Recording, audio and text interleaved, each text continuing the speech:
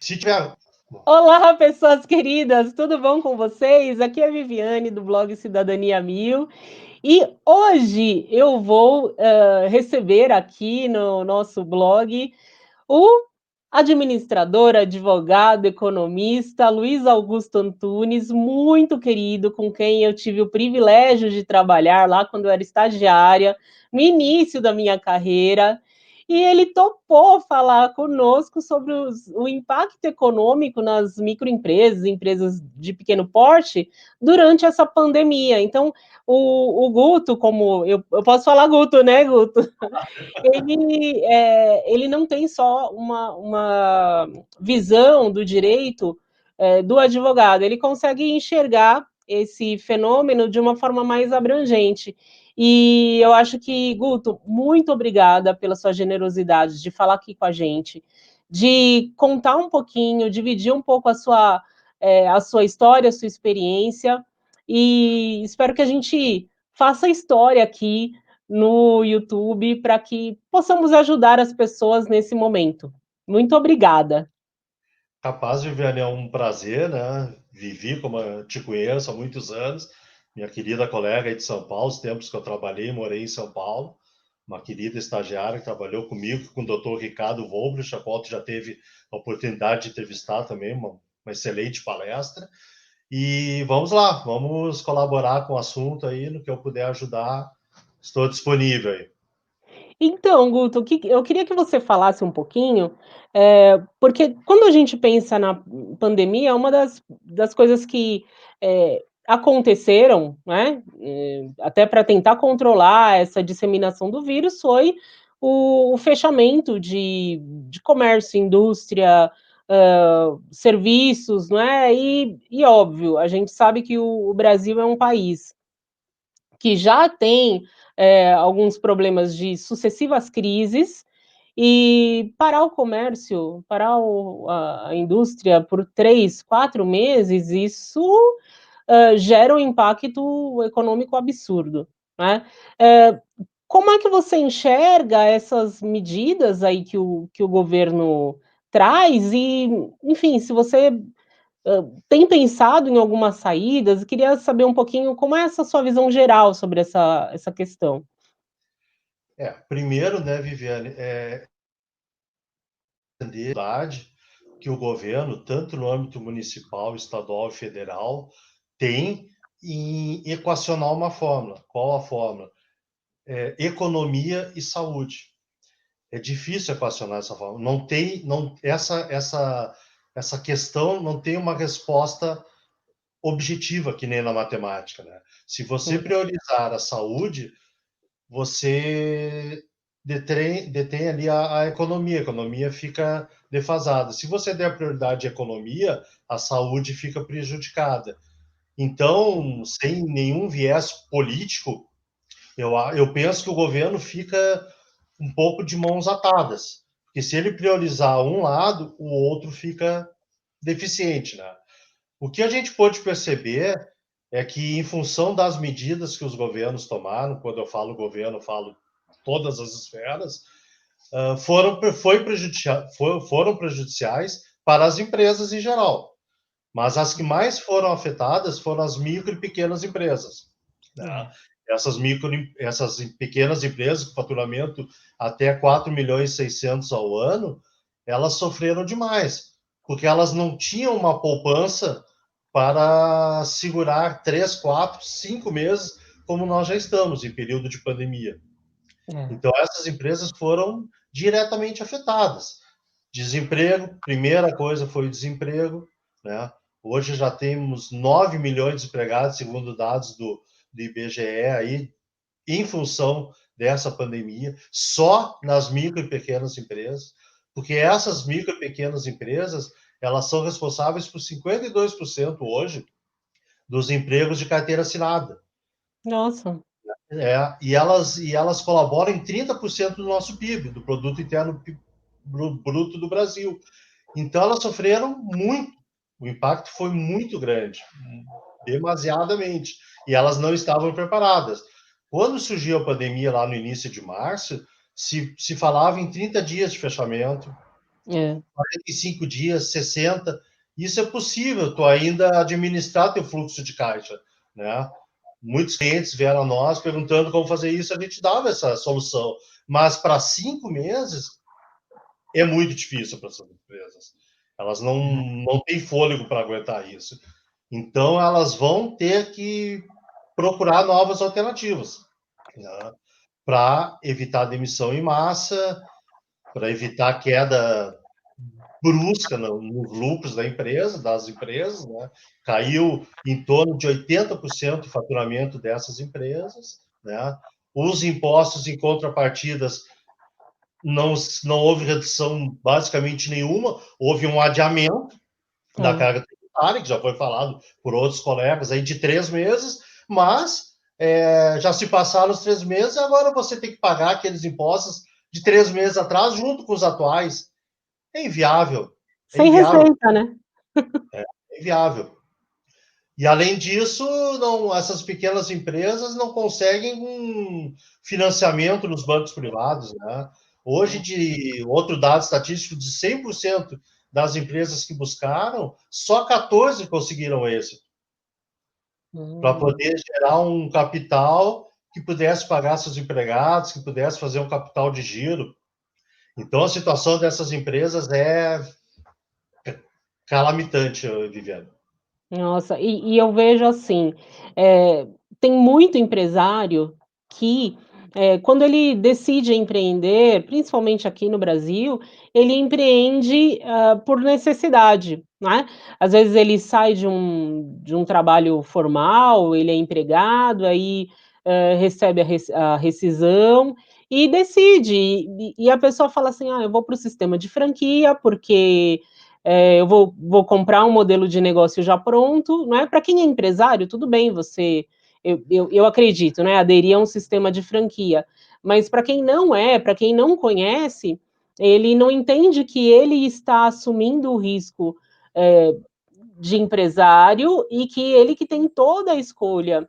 E eu já vi, fora da pandemia, muita gente investindo tudo que tinha, Sim. colocando os pais como fiadores, aí tem o senhorzinho, a senhorinha naquela casa, e aí eles não conseguem mais pagar o shopping, não conseguem pagar o outro, sei lá, qualquer aluguel de imóvel. Uhum. E, enfim, o que você falaria para esse empreendedor, não é? Porque deve haver, assim, agora uma tristeza e muitos devem ficar desesperados, né? Existe alguma possibilidade da gente pensar numa saída, ou pelo menos para diminuir essa dor, Guto? Tu fala para os empreendedores que já estão Que no já estão no mercado, né?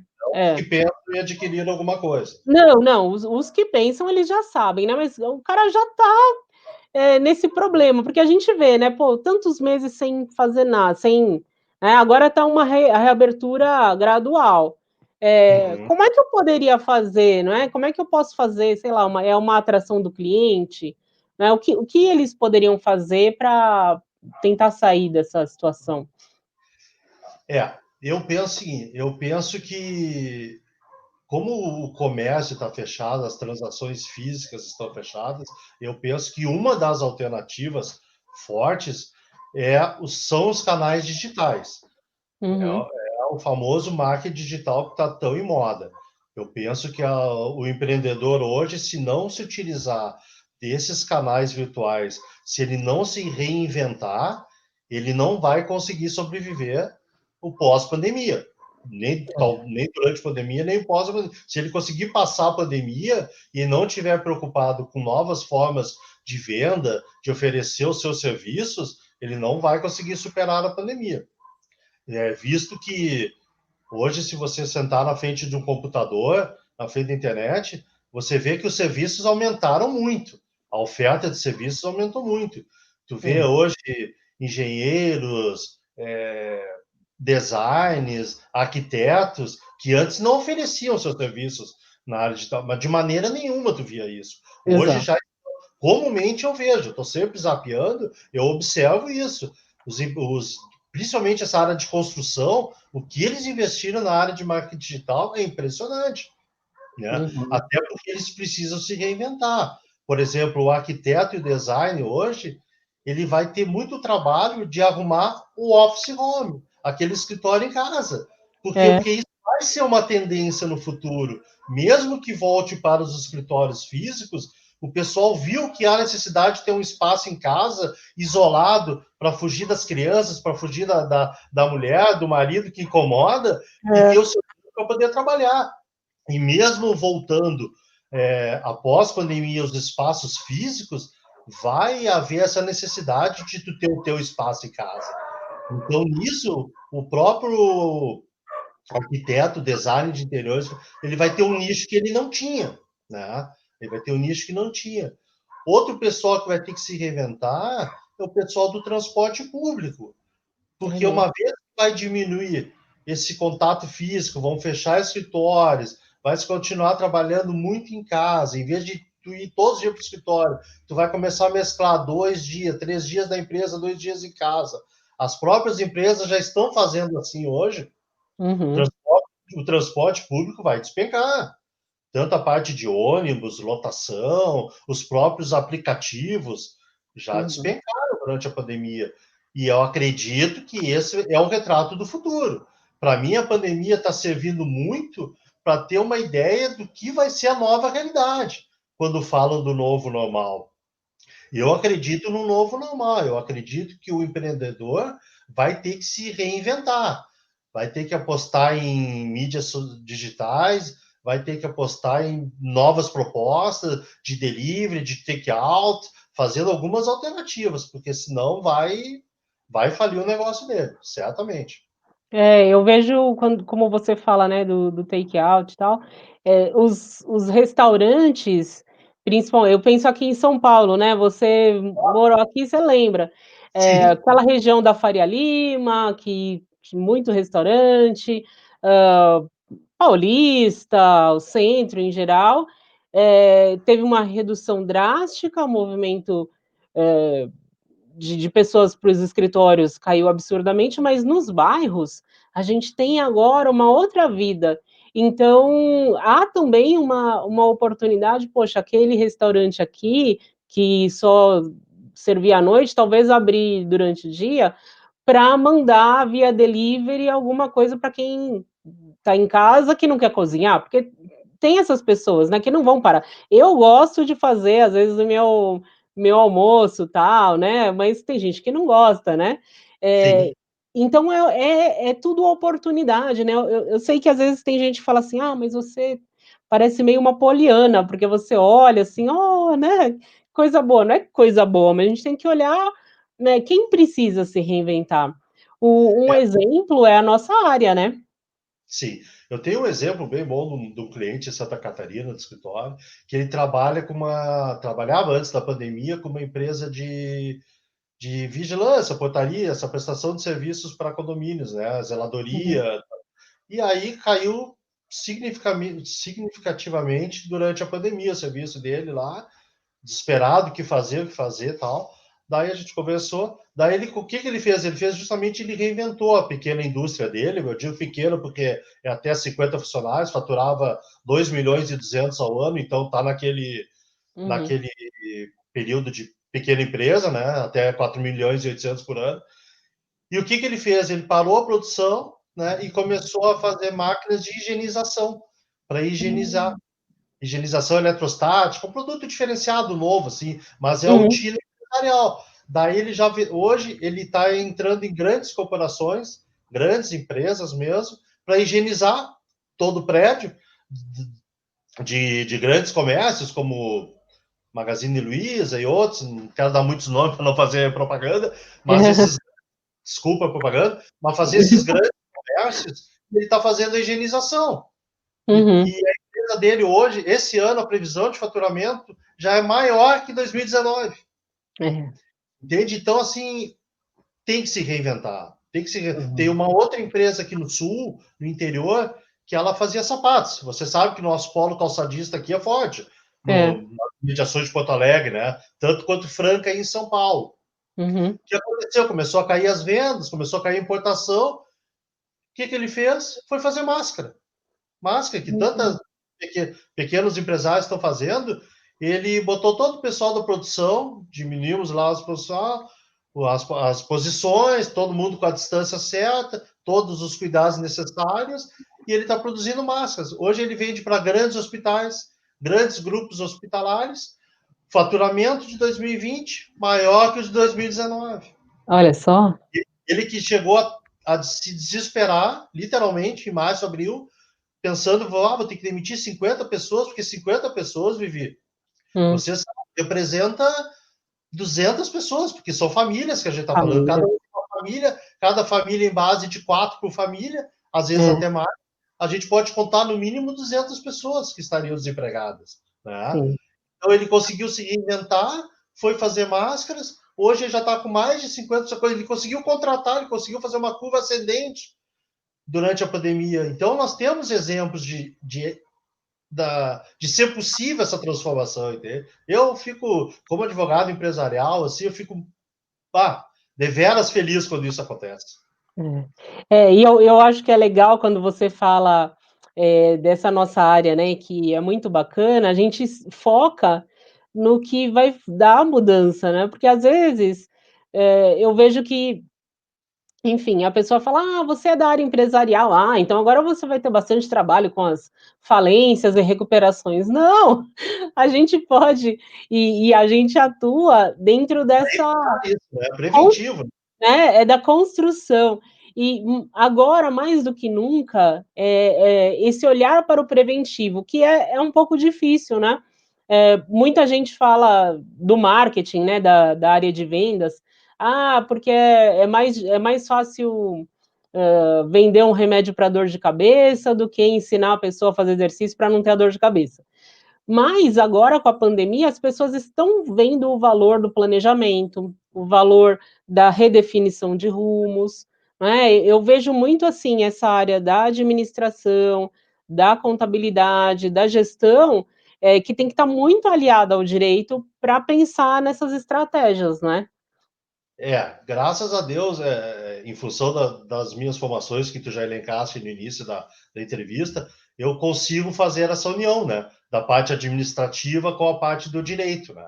Então, hoje eu trabalho basicamente, nós trabalhamos com advocacia preventiva e acho que é a grande solução, é tu ver, tu mostrar para o empresário como ele pode reduzir custos, como ele pode reduzir o valor da energia elétrica dele, o valor da produção, o desperdício que há numa cadeia produtiva, de uma indústria, de uma microindústria. Então, quando tu consegue mostrar isso em gráficos e em números para o empresário, que tu pode reduzir, por exemplo, no microempresário, se tu conseguir reduzir as despesas em 5 mil reais, pô, 5 mil reais, tu olha, não é nada, é muito para o microempresário. É. Eles ficam eles ficam assim fascinados quando eles veem esses números. Pô, eu vou reduzir 5 mil os meus custos e vou faturar a mesma coisa. Eu digo, não, o senhor vai reduzir 5 mil seus custos e vai faturar 2 vezes mais. Se seguir todo um procedimento, todo um planejamento correto, entendeu? Então, isso para nós aqui, é a grande tendência do mercado, entendeu? Embora eu esteja no mercado aqui em Porto Alegre um pouco mais difícil que o teu em São Paulo, né? Uhum. Sabe dessa dificuldade da mentalidade do empresário gaúcho com a mentalidade do empresário paulista. O paulista, ele enxerga a oportunidade e logo se prontifica a fazer o trabalho, né? Em Uhum. 2 meses, 3 meses, tu já mostra o resultado. Aqui no Sul, tu mostra o trabalho, o empresário vai conversar com o contador dele, com a mulher dele, com o filho dele, se não com um terceiro lá, que é de confiança dele, mas nem faz parte da empresa, e aí tu volta para uma reunião, quando tu consegue fazer um projeto em 6 meses, para ele ver o resultado em 8. Mas tudo Uhum. bem, é o meu mercado aqui, vamos trabalhando do jeito que dá, né? É, e a gente sente essa diferença também do o próprio judiciário, né, que, cada lugar tem um posicionamento diferente, enfim, eu vejo que o trabalho que a gente tem, principalmente dessa área da consultoria, ele ajuda muito, principalmente quem é da área empresarial, né, os industriais, comerciantes, prestadores de serviço, terem um resultado mais rápido, né, porque a gente pensa por baixo, uma ação, se for tributária, brincando, você fica 10, 15 anos com esse negócio, né? Dependendo do assunto, nós vamos Dependendo do até assunto. STF, né, Viviane? Esperar É, as repetitivas, né? exatamente, exatamente. Mas aqui a gente está tentando focar, como eu te disse, endossando, muito na advocacia preventiva e em demandas extrajudiciais. Estamos trabalhando muito com planejamento estratégico, planejamento jurídico na área tributária, mas de maneira que tentando o máximo evitar as demandas judiciais, e tentando evitar o máximo. Claro que abrindo os livros do empresário e vendo que ele pagou imposto indevido nos últimos 5 anos, a gente sabe que ele tem direito a restituir esses impostos, entramos com uma ação repetitora de débito e vamos lá, a gente busca também. Mas o meu principal foco aqui é mostrar para ele, ó, é possível buscar esses 5 anos que o senhor pagou a mais, mas é possível a partir daqui estancar isso aqui que o senhor está pagando indevidamente e começar a pagar certo. Uhum. E aí você vai ver que o seu custo vai diminuir sincera bastante, diversamente, e que você vai ter o seu lucro, né? Então, é a partir dali que o empresário consegue enxergar quando entra o dinheiro no bolso dele, ou quando ele deixa de investir, que ele deixa de pagar uma guia de imposto no valor de 5 mil e paga essa guia de 1.000, isso não tem preço. Ele fica. Tu conquista o empresário, né? Daí ele acaba te chamando para outras demandas até, né? Eu sempre digo que, só um parênteses, assim, que o tributário é um abre-portas para nós aqui no judiciário, né? Porque tu ganha a confiança do empresário e ele acaba te chamando para outras demandas depois. É verdade. E quando porque você teve uma trajetória, você saiu, né, você entrou para esse trabalho dentro da consultoria, tal, né, e eu lembro que, logo depois você falou para mim: "Vivi, eu vou fazer direito", tal, eu falei: "Nossa, que legal". E como foi para você, essa mudança de chave? E eu pergunto mais para você contar um pouquinho para os meus internautas, meus alunos, né, Sim, para ver, porque às vezes a pessoa olha e fala assim: "Ah, mas eu não consigo fazer isso". É bom sim. eles ouvirem sua história. É interessante assim, a minha trajetória. Eu comecei em 1990 numa empresa de assessoria tributária aqui em Porto Alegre, que era uma das maiores do Brasil na época, porque não se tinha muito trabalho não se tinha essa visão de recuperação de impostos e tal. Então foi uma grande empresa que eu comecei a trabalhar e eu comecei a trabalhar como consultor. O que seria consultor? Corrigindo relatórios internamente, fazendo serviços bem administrativos, né? Como eu já fazia faculdade nessa época de administração, e meus colegas eram ali a nível de segundo grau, o serviço despontou, daí eu comecei a fazer viagens por essa empresa como chefe de equipe, viajei o Brasil inteiro visitando empresas com o objetivo de trazer impostos que estavam sendo pagos indevidamente. Nós íamos, identificávamos essas oportunidades, trazíamos todo o material, na época não tinha internet, nós trazíamos caixas e caixas de documentos de avião, de ônibus, de carro, do meio de transporte que fosse disponibilizado, que a gente ia desde Brasília, uma capital, ao interior do Maranhão. Eu tive lá na floresta amazônica lá. Então, dependendo, era o meio de transporte necessário. A gente trazia esses documentos ao Porto Alegre, fazíamos o levantamento de dados e depois eu retornava à empresa para entregar o trabalho, né? Sempre um trabalho de recuperação de crédito, não havia nada preventivo, era só identificar o que havia paga maior. Então, eu fiquei desde 90 trabalhando nessa área. Em 99, tive a oportunidade de ser chamado pelo escritório de São Paulo, o qual tu trabalhaste, aí fui trabalhar com o doutor Ricardo, né, que já te deu entrevista. Uhum. Criamos um setor tributário dentro de um escritório que era especialista na área de direito bancário, bem famoso também, o qual você foi trabalhar depois como estagiário, e aí continuei trabalhando nessa parte de vender o produto, ou Uhum. seja, ir nas empresas, identificar as oportunidades, trazer os documentos para São Paulo, fazer o levantamento, o doutor Ricardo fazer as ações, às vezes já quando tu estavas, tu também fazia junto esse procedimento, e nós íamos entregar o produto depois de pronto, né? Fiquei vários tempo nisso. já havia me formado em economia, já havia me formado em administração. Depois retornei para Porto Alegre e durante esse meio tempo, vários colegas e amigos dizendo: Luiz Augusto, por que tu não faz direito? Já trabalha com isso faz 10 anos, faz 15 anos, chegou É. 2010, 20 anos, né?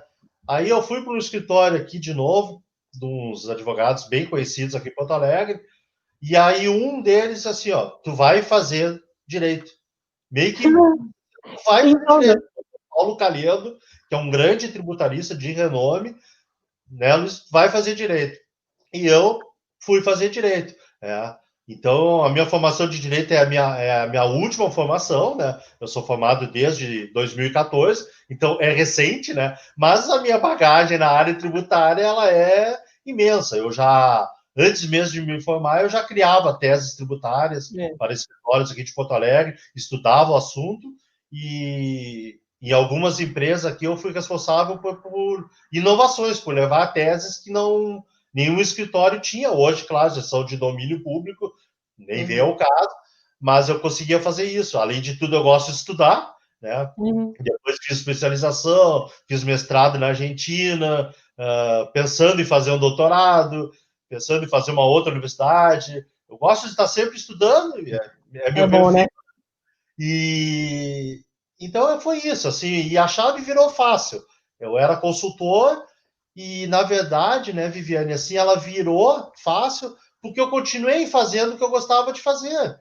Uhum. Então, eu nunca deixei de fazer aquela parte de captação de clientes, eu nunca deixei de fazer os levantamentos de dados, e hoje eu tenho a vantagem que eu não preciso contratar ninguém para fazer. Eu vou no cliente, já identifico a sua real necessidade, já pego os documentos, faço. Hoje, muito mais facilitado, porque é tudo digital, É.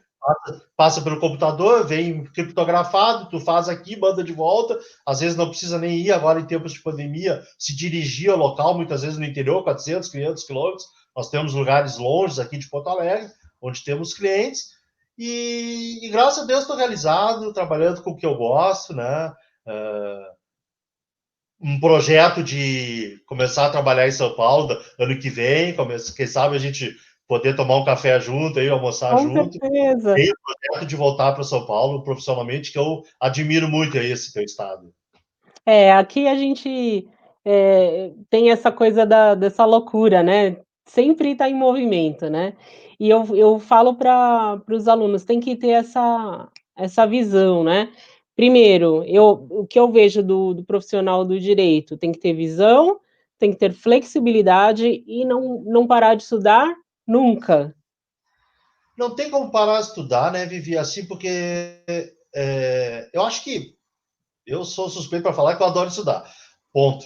Mas eu acho que não dá para parar de estudar o profissional do direito, porque as leis nossas, ali no nosso, especificamente, principalmente na área do tributário, é toda hora uma instrução normativa, uma medida provisória, é alguma coisa que sai, às vezes, no calar da noite, na virada do ano, que se tu não tiver inserido naquele contexto, se tu não tiver, tu vai trazer prejuízo pro teu cliente, porque tu não vai trazer aquele benefícios, né? Então, até para não fazer errado, não buscar o imposto errado, não, não entregar uma alíquota de um produto na parte de IPI errado, que muda de um ano para outro, tu tem que estar atualizado, né? Senão, tu vai ficar para trás, né? Claro que todo profissional do direito como um todo, mas eu acho que mais especificamente na área tributária, empresarial, nós temos que estar com livros do nosso lado. E não só o vadimeco, né? É. Principalmente instruções normativas da Receita, instruções normativas da Receita Federal e Estadual. Toda hora está saindo coisas novas. Toda hora está saindo coisas novas. E tu tem que estar atualizado. Senão tu fica para trás, né? E aí teu empresário é prejudicado, teu cliente é prejudicado. Exatamente. E, enfim, para você conseguir até enxergar o que pode ser feito, né, senão você fala assim: "Ah, não, isso eu já conheço", né. "Ah, não, porque isso desde 2000 não altera", meu Deus, né, aí você fala: "Que profissional é esse de tributário que não lê alguma coisa nova desde 2000?" Não 20 tem. anos. Não tem, e hoje os empresários, bem ou mal, e eles, claro, não sabem tanto quanto um advogado especialista na área, mas eles acompanham as mídias. Ele Ele lê o sabe. jornal, ele dá uma fuçada na internet ali, ele sabe mais ou menos o que está acontecendo. Se tu chegar lá com um posicionamento de 2.000, no mínimo o cara pode até dizer assim, o empresário, ô doutor, mas eu li recentemente, até ele não vai te contestar, mas de uma forma educada, pô, mas eu li recentemente que o PIS e o COFINS é possível excluir o ICMS da base de cálculo, te lança isso. É, Não, isso aí não, isso aí é coisa do... E ele leu recentemente e tu não leu, pô, tu já está totalmente desatualizado. Pode já até está perder o fora, tá fora. tá E o fora. mercado é extremamente competitivo. Surgiram muitos tributaristas de uns tempos para cá. Antigamente, falava em direito tributário, até os próprios colegas vinham com certo temor, é Uhum, muita matemática, muito cálculo, não vou entrar. Hoje já se viu que não é bem assim. uhum, Tem um pouco de matemática, mas é muito conhecimento da lei em si. Se tu tiver o uhum, conhecimento da lei, hoje tem planilhas que tu consegue acesso fácil na internet, não tem por que não falar isso, tu consegue material de produção facilmente. Então, tu uhum. sabendo por dentro da lei, tu consegue passar isso para o teu empresário, entendeu?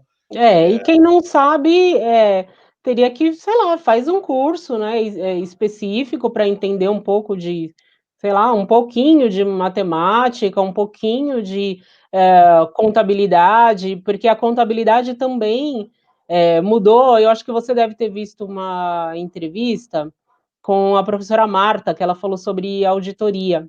Sim, vi. E ela fala, da mudança mesmo de perspectiva e a mudança do posicionamento do contador na empresa, que ele Sim. não é só aquele cara que vai registrar, ele vai É. ser alguém da gestão.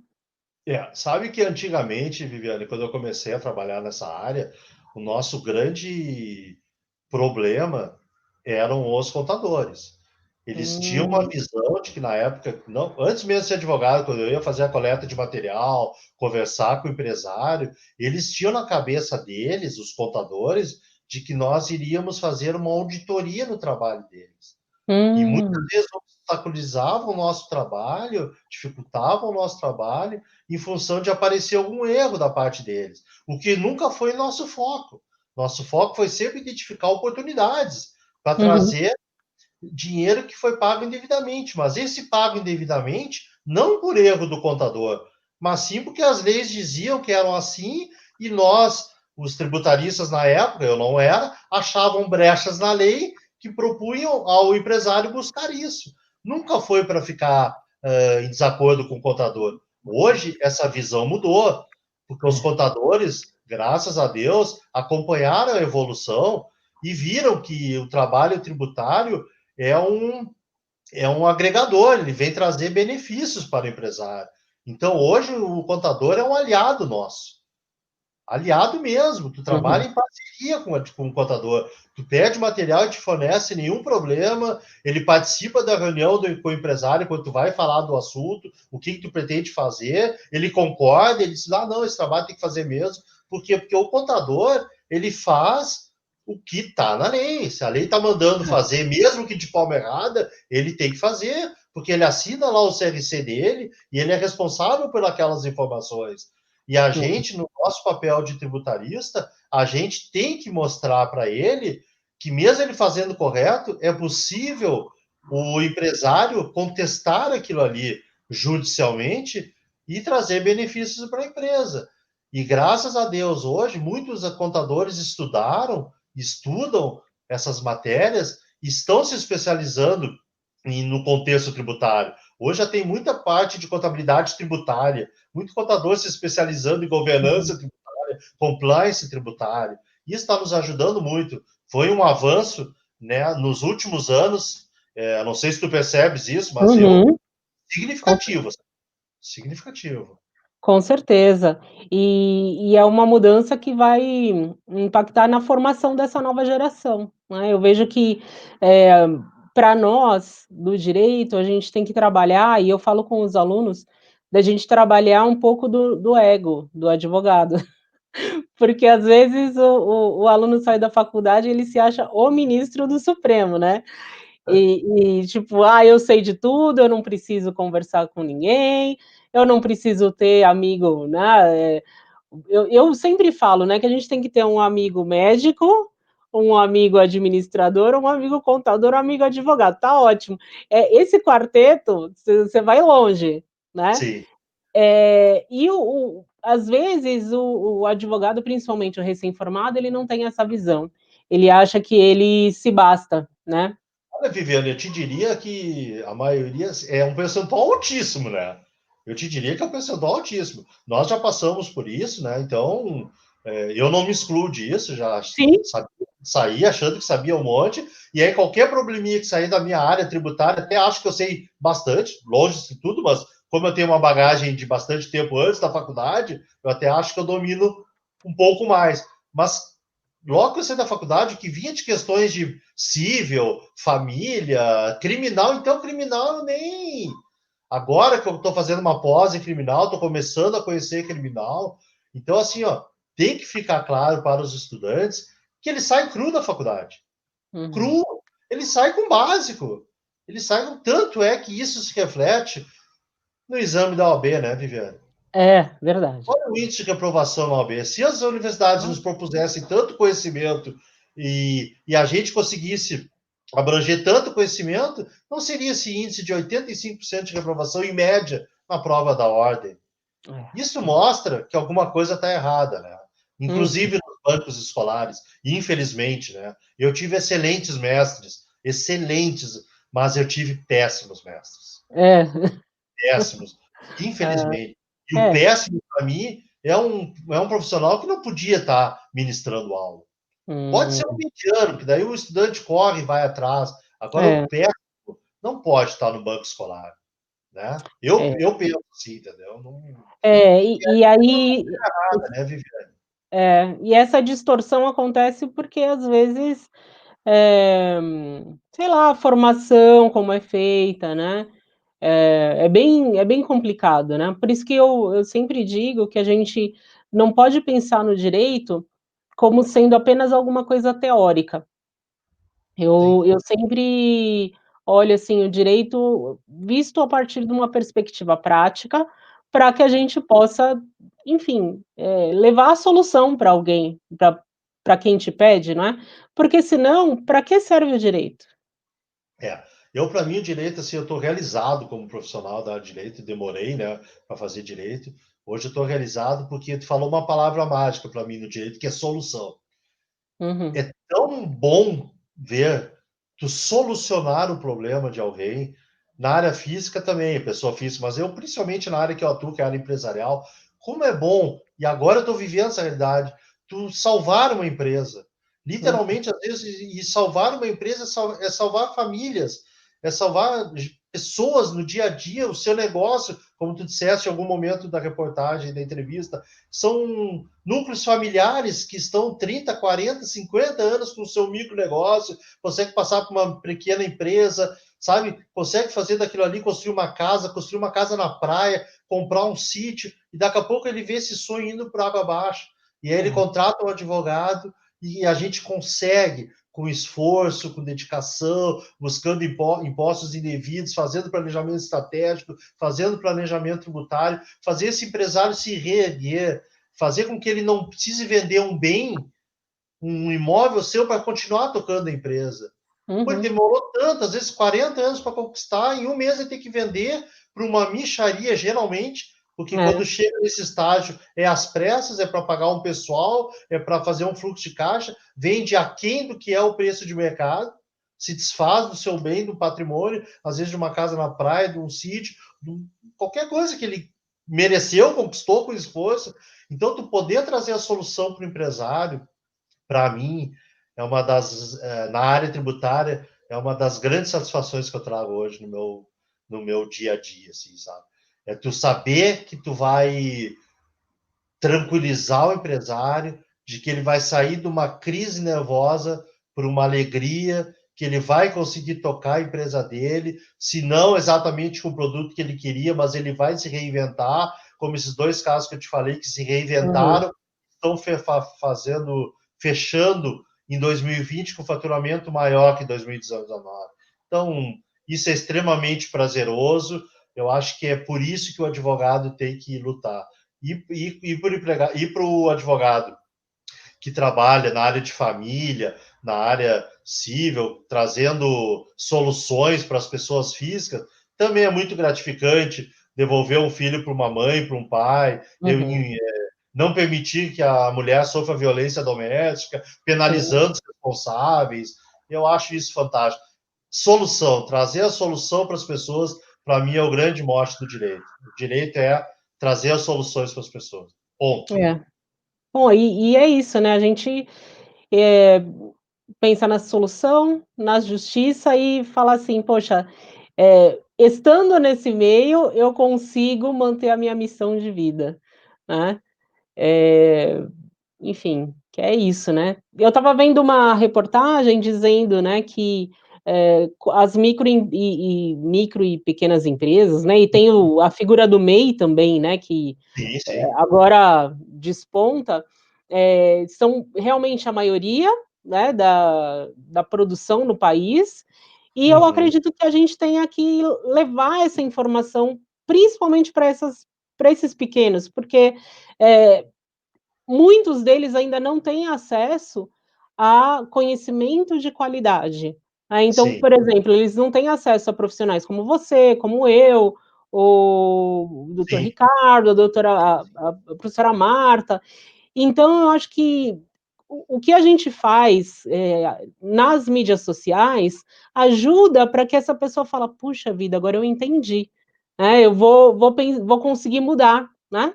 Eu diria até mais, né, eu diria que é fundamental, assim, porque hoje o microempreendedor individual que não tem acesso a esse profissionalismo todo, ele tem o celularzinho lá dele, graças a Deus. Hoje a enorme maioria tem acesso à internet e pode olhar um vídeo de um canal como o teu, pode olhar, tirar uma dúvida na internet. Ele bota ali guia para pagamento de imposto, vai aparecer 200 assuntos, ele pode ler sobre a matéria. Então, o papel da mídia social hoje é fundamental. É, é de primeira necessidade. Não tem mais como não se utilizar disso aqui, não tem mais como não utilizar esse meio de comunicação. Não tem. Se a pessoa É. não usar, é fracasso. É fracasso.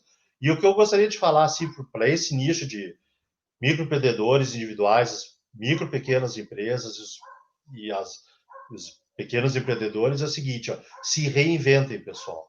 Vão atrás de alternativas. Se não está dando mais o que você fazia, procure alternativas. Tem condições, tem como melhorar isso. Busque ajuda de bancos privados, corra atrás. Tem alguns financiamentos que o governo colocou à disposição, como o PESE, como o Pronamp, com juros baixos, com carências de 18 meses, 30 meses. Eu sei que é difícil, tem que ter garantias, mas tem que correr atrás. E conseguindo o capital, se reinventem. É isso que eu diria para esse nicho de mercado hoje. Ah, que legal, Guto. Olha, eu acho que eu te bombardeei com um monte de pergunta, né, Não, para aproveitar realmente essa sua, expertise na área da administração. E, enfim, eu queria deixar você livre se você quiser falar alguma coisa, e eu desde já agradeço imensamente, que você teve novamente essa generosidade de falar conosco, e deixo aberta aqui a nossa casa, deixo aberto o canal para quando você quiser falar, a gente pode fazer uma live sobre marketing jurídico, alguma coisa assim, e aí a gente fala para esses nossos amigos advogados que eles têm o que fazer. eu gostaria de agradecer primeiramente a presença no teu blog. Estou muito, muito satisfeito de falar contigo, te reencontrar, mesmo que virtualmente, na expectativa de nos reencontrarmos pessoalmente quando tudo isso passar. Eu gostaria, sim, de voltar a comentar contigo numa outra oportunidade, porque eu sou fundador aqui em Porto Alegre do Instituto Gaúcho de Direito Eleitoral, sou um dos fundadores. E Que as legal. eleições também foram prejudicadas em função da pandemia. Então, Uhum. eu penso que pode ser um assunto interessante. Houve várias Hum. modificações eleitoreiras em função da pandemia. Prazos foram alterados, novos tipos de votações vão ocorrer, prazo para candidaturas foram revistos. São várias coisas que aconteceram de mudança no direito eleitoral. Então, se tu achares interessante, num outro momento, a gente pode também bater um papo sobre isso. Opa, Muito vamos sim. obrigado pelo convite, obrigado por fazer parte desse teu canal. Sucesso total. tudo de bom para ti e que a gente possa conversar mais vezes. E sempre que precisar, achar que eu puder colaborar, estou à disposição. Tá Ah, bom? obrigada, Guto. Fica com Deus. Beijo.